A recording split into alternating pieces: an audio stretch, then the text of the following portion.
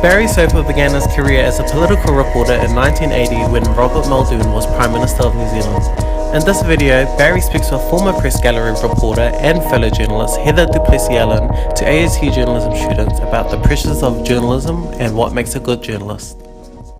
If any of you sort of are thinking of a career in political journalism, well, obviously Parliament is the place to be, and it is full of excitement.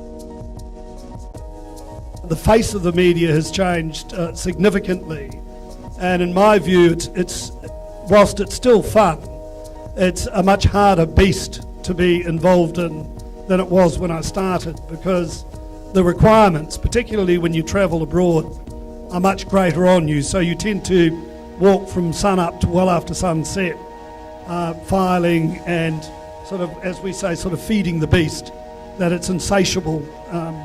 And everything now is instant, even in print. The old days of the deadlines are long since gone. The deadline is when you get it into the system. I think the other thing that young journalists have to realise that the business isn't a 9-to-5 job. If you're working on a story, you should be there until the story reaches its natural conclusion. And sometimes that means much longer hours than what you might think that you should be working. What we found on Story when that was still broadcast on TV3 was that, and on 7 Sharp I found this as well, you get real spikes for things that are to do with your hip pocket, right? So if you can do a story about Auckland house prices, you will get a really good audience.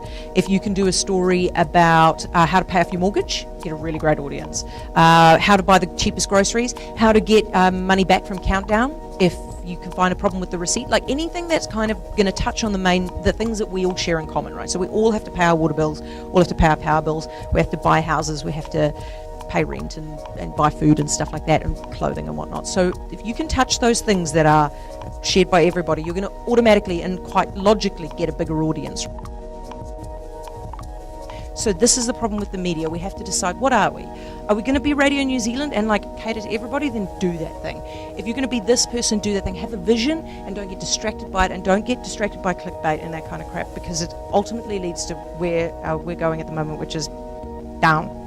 I have still a fear for public broadcasting. I still look at, Radio New Zealand, and I see because they have some relatively junior, or not junior, but inexperienced hosts, you can kind of see the clunky way with that they're trying to sort of change the format of the shows, right? Because it's not like it doesn't just slide past you suddenly. All of a sudden, like Diane and Susie are laughing, and they've never laughed before, and you're like, what the hell, And so it's kind of confronting that you can see that they're trying to change things up. So I worry that Radio New Zealand has now entered a kind of that they've now become part of a radio survey. Now they will become subject to ratings pressures, even though they're not commercial. So they will start to try to format their shows differently, and they will try to have a little light kicker at the end of the morning report show and stuff, because that's what we want, apparently. So I worry about them, but at the same time, I think that you can see that those guys they will still have a massive role to play, and we shouldn't allow there to be too many financial constraints. I take on a lot of journalists, and I have done over the years. I find the most attractive attribute for a journalist, to me, for a young journalist, is enthusiasm.